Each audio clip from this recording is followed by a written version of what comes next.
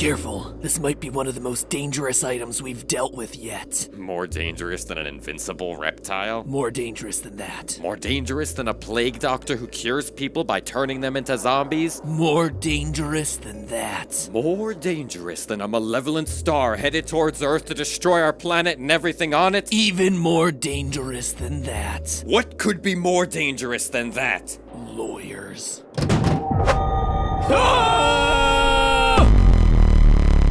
Hello, Internet! Welcome to Game Theory, the show that usually starts with a signature game theory cheesy joke, trademark. But today we're skipping all that and going straight to Matt Pat's serious time, trademark, to talk about what exactly a trademark actually means and why it's threatening a whole bunch of gamers, and maybe worse, a whole bunch of game developers, and even worse, the entirety of the internet. And like our very own James Bond mystery, this theory has taken us all the way up to the icy depths of Soviet Russia. Sorry, nope, not the 70s anymore, it just takes us to regular present-day Russian Federation. Now, if you haven't heard the story yet, well, it means that you don't watch Markiplier, considering he's been one of the only big voices bringing attention to the issue, which is a shame because it's a story that needs to get out there for the benefit of hundreds of creators and the people who love what they do. So that's my goal today, to catch you up on what's going on, give a deeper dive into all the legal stuff that Mark left out of his video, and ultimately spread the word about a horror story that's much more real, much more scary, much more dangerous than the bulk of SCP's library of fictional monsters. If you're unfamiliar, the SCP Foundation is a massive, collaborative, community-driven creative writing project that lives at scpwiki.net. It might not look flashy on the outside, but it's a place for writers of all kinds to catalog the fantastic and sometimes frightening entities that are captured by the fictional SCP Foundation. The letters SCP standing for Secure, Contain, and Protect, the mission of this fake organization. It's like a group of people who are collectively writing the book Fantastic Beasts and Where to Find Them, but instead of, cute fantasy creatures, they're all nightmarish horror monsters embodying our deepest fears and insecurities. It's like if Tim Burton created Pokemon. The collection of stories at scpwiki.net has also served as the basis for tons of indie horror games that you might know. SCP Containment Breach is a favorite among Let's Players. SCP Blackout is a VR horror game. I mean, we just spent 3 weeks covering Boneworks and Duck Season, right? Well,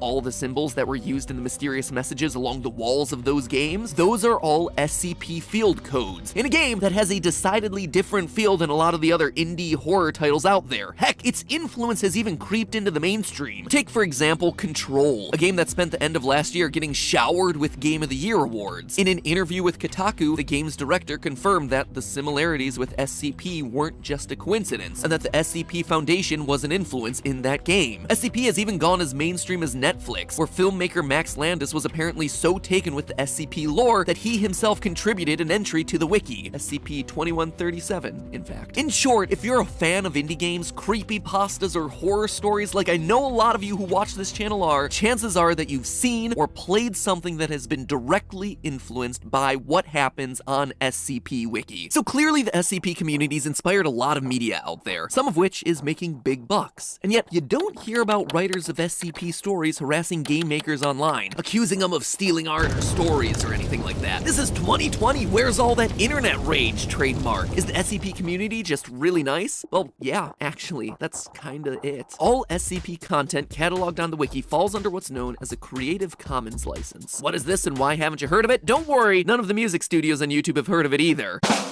SCP's Creative Commons license says essentially this. 1. You are free to create and sell any works that you created based on SCP. That's how so many game developers and artists are able to create derivative works. You never have to pay a licensing fee. You can just pick up a character or a storyline and create something new with it. In order to use SCP stuff though, you also need to 2. Give proper attribution to the SCP wiki and to the author of the entry or entries that you're basing it on. So give credit to the original artist. And finally, 1, I mean technically it's 3, but according to my script, it's 1 because the bullet points got all off. It means I just have to read what's on the script, right? Can't fix the bullet points or anything like that. Like the SCP Wiki, you add the Creative Commons Attribution Share-alike 3.0 license, or CC BY-SA for short, to your own work. This essentially means that you're giving other people the ability to copy your work or create derivative works, provided that they give you proper attribution and distribute your work under the same license. Basically, this all amounts to a pay-it-forward creative mentality. Hey, you were inspired by my stuff and that is totally cool. Heck, you might have even made some money off of it. But now, just make sure that you let the next person be inspired by your work. Now, maybe it's not the perfect system for every instance, but it's worked for SCP since 2008, which is like a century in internet time. Recently, however, a guy over in Russia has been threatening the system using some odd tactics and has slowly been starting to extort legitimate SCP members. He's successfully managed to take down sellers of SCP merchandise in Russia. He's successfully taken down the official social media page for the SCP Foundation Wiki's Russian branch, and now he's moved on to the Russian section of the wiki itself, demanding the page be handed over to him so he can take it apart and use it to sell his own merch. Yikes, with selling tactics like that, even Jake Paul could take some lessons from this guy. Buy that merch. Now, how the heck is this happening? Is he just some kind of master internet pirate or some super hacker operating in secret? Turns out no. Turns out he's just a guy who understands Russian legal loopholes really well. Yeah, I know. I wish it were something cooler too. I see him burrowed in some bunker somewhere with one of those chunky hacker laptops, typing things really fast like they do in the movies. But no, he's literally just a bureaucrat, someone who's using the system to his advantage. Last year, he applied to the Eurasian Customs Union for both the trademark of the SCP Foundation logo and the name of it within Russia, even though he's not affiliated with it at all and didn't create either one of those. And somehow, he was granted the trademarks. According to SCP Master Admin John Beatty, quote, "These actions threaten not only the Russian wiki, but every SCP branch, writer, and fan around the world," end quote. So how does this happen? How did this guy manage to register the copyright for a massive community project that he had no hand in creating, and why would you trademark something that you can use for free anyway? Well, maybe the more basic question before getting into either of those is to make sure that everyone knows the difference between trademark and copyright. Copyright is protection of intellectual works, including books, plays, music, videos, illustrations. Pretty much anything that you can create and legally own is automatically covered by copyright. That drawing that you just posted to Twitter, copyrighted. That tour of what you keep in your refrigerator that you just uploaded to YouTube, copyrighted. Whatever this is, copyrighted. By the way, welcome back, Poods. I'm glad you're back. I don't know what the current memes are. Last episode, I literally used one of the skeleton memes because that's as hip and recent as I get. Cool thing about copyright, there's no need to go and register your work with some government office. You can, if you want, but you usually only do that if someone is infringing on your copyright and you're gonna go smack them down in court. Trademark, on the other hand, refers to branding. Not the words in the book or the songs in the album, just the name of the book on the cover or the band's logo that appears on the poster. Trademarks have to be specific to your brand and specific to your industry. McDonald's and the Golden Arches logo are obviously trademarked by McDonald's, but specific to the food category, right? So you could still be McDonald's the music label, or you could trademark McDonald's the book publishing company, for instance. The battle between the SCP Foundation and our Russian saboteur is over trademark and not copyright, which unfortunately makes it tougher to sort out. Even though the stuff that's trademarked is usually tiny, a logo, a catchphrase, compared to something like a whole book or a whole movie. In the case of copyright, most countries have agreements that respect the copyright of people in other countries. For instance, as of 2006, Russia agreed to comply with the Agreement on Trade-Related Aspects of Intellectual Property Rights, or TRIPS, for those of us who don't speak bureaucracy-ese. It's an international agreement to respect copyrights of anyone within the World Trade Organization countries. That said, countries like Russia and China infamously struggle to actually enforce the laws that they put in place around intellectual property, which is why you see a lot of those counterfeit iPhones coming out of China, and all of those Dolce and banana bags. These countries are just massive, and officials within them aren't always operating above board. GAN, a company that specializes in investigating businesses for any shady dealings, released a general report on Russian legal corruption in 2018. In their report, companies operating in Russia note that, quote, public procurement sector in Russia, you know, the ones that deal with business licenses and things like trademarks, carry high corruption risks. Bribes, kickbacks, and other irregular payments are often exchanged to obtain public contracts and licenses. Companies report favoritism in decisions of government officials, and public funds are frequently diverted due to corruption. End quote. Wow, that is like a 2-star Yelp review. And believe it or not, the other sectors of government that they report on actually rate worse. Seriously. So the SCP is already up against a pretty rough system from the start. Add to that the problem that trademarks are especially slippery when you cross country borders. They're territory specific, which means that your trademark usually only works in your country or continent. For example, you'll find no Burger King signs in Australia. That's because when Burger King expanded into Australia in the 1970s, they found that the trademark for Burger King had already been registered by an Australian company. So instead, they had to brand their Australian restaurants as Hungry Jack's. Sure, they can still advertise themselves as home of the Whopper. Whopper is trademarked as their burger. They just can't call themselves Burger King because someone had it in that territory first. Countries like China and Russia are strong first to file countries, which means that basically if you don't register your trademark trademark there first, they can legally sell your exact trademark, like your actual logo or name or whatever, to someone else. This appears to be what's happening in the case of SCP, but it's far from the first example. In 2002, a Russian company started under the name of Starbucks and was able to get the rights to the Starbucks trademark after persuading the Russian patent agency that the name should be auctioned off. And yes, this Russian firm also copyrighted the classic mermaid Starbucks logo, which they did not create. What ensued was a multi-year legal battle that finally came to an end in 2005 when the Seattle coffee chain finally convinced the Russian courts to uncancel the trademark that they had registered in 1997, reverting the sale that had allowed a Russian company to lay claim to their brand for 3 years. This also happens in countries like China all the time. A number of articles have surfaced over the last several years about how trademark theft is on the rise in China, but the best US lawyers can do for companies whose logos or names get ripped off is literally to tell them to try and buy back their own name and trademark from the company who stole it. It would be like Vsauce having to buy back the name Vsauce from some random person in Russia because he didn't think to preemptively register his name there, or it took him too long to use it. While to our sensibilities that might seem ridiculous, it actually is all totally legal in first-to-file countries. What's happening with SCP isn't necessarily breaking trademark laws. Selling that trademark to some random guy was potentially legal because, well, that's just the way that Russian law is set up. So, is that it? Just a really sucky ending for this group who's sharing their work with the whole world? Does the SCP have to somehow buy back their own trademark or be forced to operate under a totally separate name in Russia? Well, maybe not. While our Russian saboteur here may not get snagged on trademark issues in Russia, we've also been talking this whole time about copyright. You'll remember from the beginning that the entire SCP Wiki, all the spin-off games, the pages, the stories, the artwork, all of it is governed by the Creative Commons license, requiring that anyone who uses SCP materials, artworks, or related materials gives credit to the community and also allows others to use those same works under the same license. That said, our Russian saboteur has reportedly been using his trademark as a lever to take down SCP works from other authors and block merchandise sales containing SCP artwork. Admittedly, it's a bit hard to authenticate some of those claims because the sites themselves have been taken down, but if he's blocking the use of SCP art and related works, he's actually violating the Creative Commons license that the SCP Wiki was built on. Remember, he's allowed to sell SCP art himself, just like anyone else under the Creative Commons license, but if he's blocking other people's sale of that merch or publication of SCP materials, he's breaching the Creative Commons license. So in short, the TLDR here is he's not breaking trademark laws, he's breaking copyright laws. You can see how this case is pretty nuanced, but when you get down to the bottom of it, it's clear that there's a violation of legitimate SCP creators happening, if these reports are truly accurate. So what does this all mean if the SCP Foundation loses this battle? Well, for one thing, it means that the SCP Foundation, and everyone besides our Russian saboteur, loses the ability to use the SCP Foundation name and logo inside the Russian Federation. Note that the trademark only applies to Russia. Even with a Russian SCP trademark, there's nothing he can do to threaten the SCP Foundation outside of Russia. It also doesn't mean that our Russian saboteur can lay claim to the wiki itself because he has the SCP trademark but not the copyright over the content itself. At that point, the SCP could create their own separate Russian branch under a different name with a different logo, but let's hope it doesn't come down to it. But beyond SCP, there's actually a bigger issue happening here. This move sets a dangerous precedent for any Creative Commons work out there as long as this guy's able to block other creators in Russia. If someone can just take a piece of artwork that's currently under Creative Commons and trademark it, then that basically means Creative Commons provides no protection of that artwork. As soon as anything is created that has value, anyone can potentially lock it down by using that trademark loophole. So if this case isn't addressed properly, it seems to set up a kind of slippery slope that others can exploit for their own advantage. So the good news here is that you can go to court against trademark trolls and win, yes, even in Russia. The bad news is it's not easy. It takes time and, more importantly, money to pay the legal fees to defend that trademark, which is why it's so critical for SCP to be able to raise the funds to fight that legal battle. Luckily, it already looks like they have the funds that they need. The same community that came together to create an intricate and sprawling shared universe has also banded together to defend that shared universe against Russian trademark trolls. And I think that's the real story here. It can be easy to get upset about the world being full of selfish people people looking to cheat the system for their own good, but it's filled with a far greater number of people who are willing to come together to defend against the few bad apples who try to muck things up. It's a bummer that this thing had to happen, and in some ways it represents the worst parts of what we see online, but it's also revealed some of the best elements of being a part of an online community that's brought joy and entertainment to thousands of people. In the end, even if you're not an SCP member, this case is worth following and worth being educated about because Creative Commons licenses govern a lot of what you see on the websites that you use the most, including this one, so it's in our collective best interest to keep it as intact as possible. Fight on, SCP! I'm sorry that this time the thing that you have to secure, contain, and protect is your own right to exist. But hey, that's just a theory. A game theory! Thanks for watching.